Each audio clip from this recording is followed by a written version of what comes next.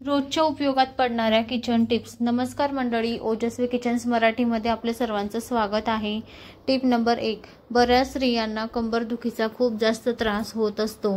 यासाठी मोहरीच्या तेलामध्ये थोडा कापूर मिसळून या तेलाने कमरेवर मसाज करा, त्यामुळे कंबरदुखी पासून लवकर आराम मिळतो। टिप नंबर 2, चहा बिस्किट खाल्ल्यामुळे तुमचं पोट बाहेर येऊ शकतं।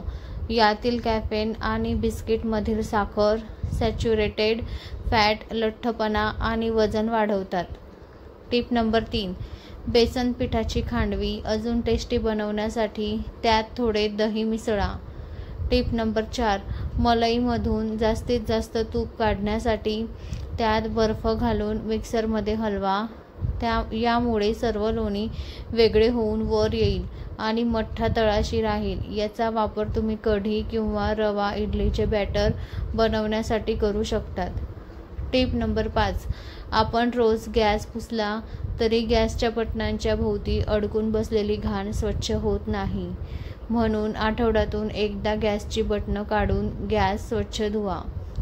मंडळी, व्हिडिओ आवडला असेल तर चॅनलला नक्की लाईक आणि सबस्क्राईब करा, शेअर करायला विसरू नका। धन्यवाद।